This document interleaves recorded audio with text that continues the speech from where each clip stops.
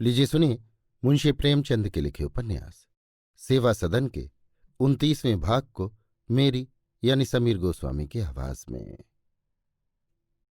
एक रोज उमानाथ ने कृष्णचंद्र के सहचरों को धमकाकर कहा, अब तुम लोगों को उनके साथ बैठकर चरस पीते देखा तो तुम्हारी कुशल नहीं, एक एक की बुरी तरह खबर लूंगा।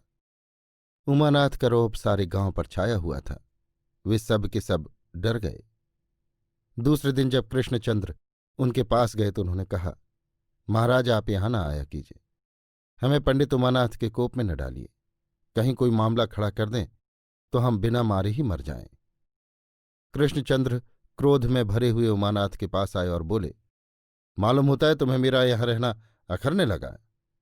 उमानाथ, आपका घर है, आप जब तक चाहे रहे, पर मैं ये चाहता हूं कि नीच आदमियों के साथ बैठकर आप मेरी और अपनी मर्यादा को भंग न करें।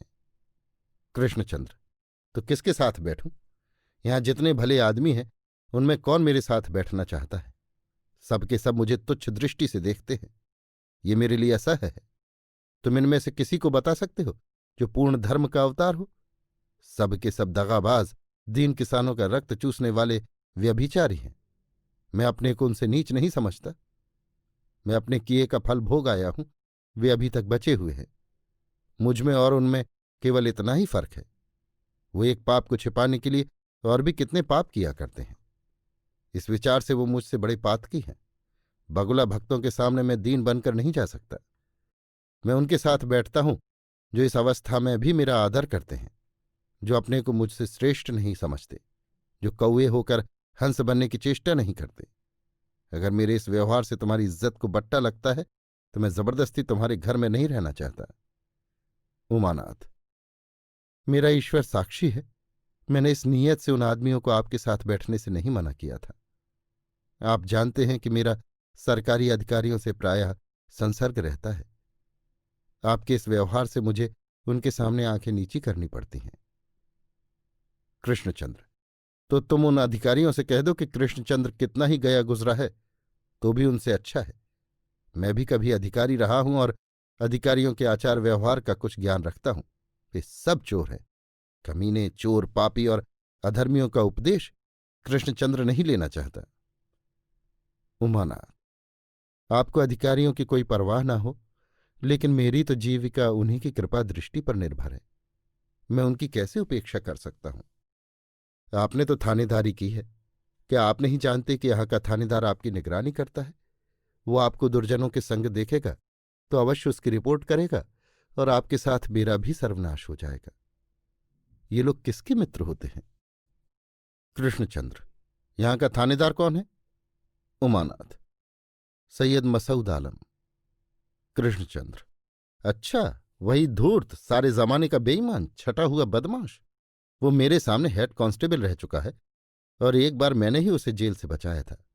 अब कि उसे यहां आने दो, ऐसी खबर लूं कि वो भी याद करे। उमानाथ, अगर आपको ये उपद्रव करना है तो कृपा करके मुझे अपने साथ न समेटिए। आपका तो कुछ न बिगड़ेगा, मैं पिस जाऊंगा। कृष्णचंद्र, इसीलिए कि तुम इज्जत वाले हो और मेरा कोई ठिकाना नहीं। मित्र, क्यों मुंह खुलवाते हो? धर्म का स्वांग भरकर क्यों डींग मारते हो? थानेदारों की दलाली करके भी तुम्हें इज्जत का घमंड है। उमानाथ, मैं अधम पापी सही, पर आपके साथ मैंने जो सलूक किए उन्हें देखते हुए आपके मुंह से ये बातें न निकलनी चाहिए। कृष्णचंद्र, तुमने मेरे साथ वो सलूक किया, मेरा घर चौपट कर दिया। सलूक का नाम लेते हुए तुम्हें लज्जा नहीं आती? तुम्हारे सलूक का बखान यहां अच्छी तरह सुन चुका। तुमने मेरी स्त्री को मारा, मेरी एक लड़की को न जाने किस लंपट के गले बांध दिया और दूसरी लड़की से मजदूरिन की तरह काम ले रहे हो। मूर्ख स्त्री को झांसा देकर मुकदमा लड़ने के बहाने से सब रुपए उड़ा दिए और तब अपने घर लाकर उसकी दुर्गति की। आज अपने सलूक की शेखी बघाड़ते हो। अभिमानी मनुष्य को कृतघ्नता से जितना दुख होता है उतना और किसी बात से नहीं होता। वो चाहे अपने उपकारों के लिए कृतज्ञता का भूखा ना हो, चाहे उसने नेकी करके दरिया में ही डाल दी हो, पर उपकार का विचार करके उसको अत्यंत गौरव का आनंद प्राप्त होता है। उमानाथ ने सोचा, संसार कितना कुटिल है। मैं इनके लिए महीनों कचहरी दरबार के चक्कर लगाता रहा, वकीलों की कैसी कैसी खुशामदें की, कर्मचारियों के कैसे कैसे नखरे सहे, निज का सैकड़ों रुपया फूंक दिया। उसका यही यश मिल रहा है। 3 प्राणियों का बरसों पालन पोषण किया। सुमन के विवाह के लिए महीनों खाक छानी और शांता के विवाह के लिए महीनों से घर घाट एक किए हूं। दौड़ते दौड़ते पैरों में छाले पड़ गए। रुपए पैसे की चिंता में शरीर घुल गया और उसका ये फल। कुटिल संसार, यहां भलाई करने में भी धब्बा लग जाता है। ये सोचकर उनकी आंखें डबडबा आईं। बोले, भाई साहब, मैंने जो कुछ किया वो भला ही समझकर किया, पर मेरे हाथों में यश नहीं है। ईश्वर की यही इच्छा है कि मेरा किया कराया सारा मिट्टी में मिल जाए तो यही सही। मैंने आपका सर्वस्व लूट लिया, खा पी डाला। अब जो सजा चाहे दीजिए। और क्या कहूं? उमानाथ ये कहना चाहते थे कि अब तो जो कुछ हो गया वो हो गया, अब मेरा पिंड छोड़ो, शांता के विवाह का प्रबंध करो। पर डरे कि इस समय क्रोध में कहीं वो सचमुच शांता को लेकर चले न जाए, इसलिए गम खा जाना ही उचित समझा। निर्बल क्रोध उदार हृदय में करुणा के भाव उत्पन्न कर देता है। किसी भिक्षुक के मुंह से गाली खाकर सज्जन मनुष्य चुप रहने के सिवा और क्या कर सकता है? उमानाथ की सहिष्णुता ने कृष्णचंद्र को भी शांत किया, पर दोनों में बातचीत न हो सकी।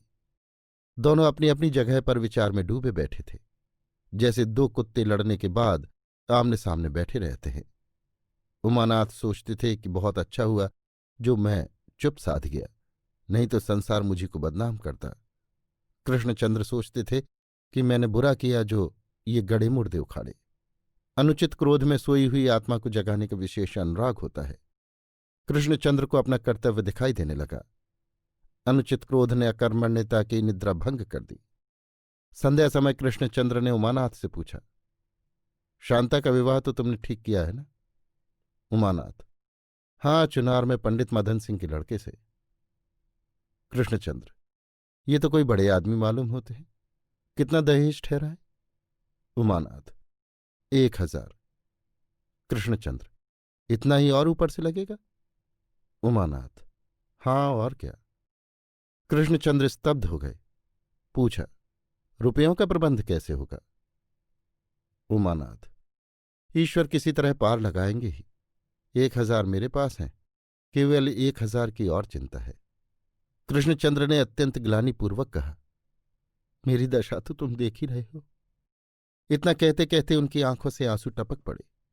उमानाथ, आप निश्चिंत रहिए, मैं सब कुछ कर लूंगा। कृष्णचंद्र, परमात्मा तुम्हें इसका शुभ फल देंगे। भैया, मुझसे जो अविनय हुई है उसका तुम बुरा न मानना। अभी मैं आपे में नहीं हूं। इस कठिन यंत्रणा ने मुझे पागल कर दिया है। उसने मेरी आत्मा को पीस डाला है। मैं आत्माहीन मनुष्य हूं।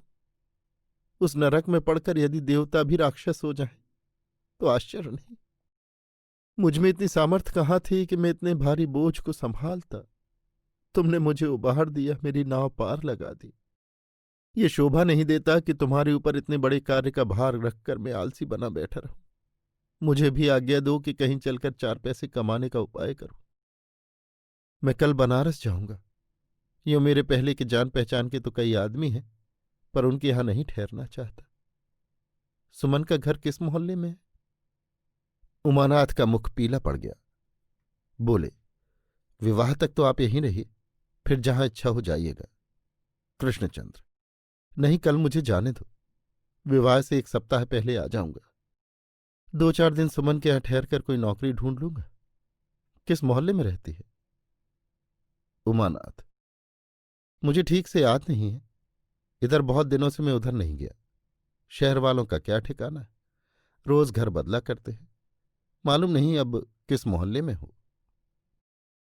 रात को भोजन के साथ कृष्णचंद्र ने शांता से सुमन का पता पूछा।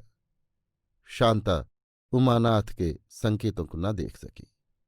उसने पूरा पता बता दिया।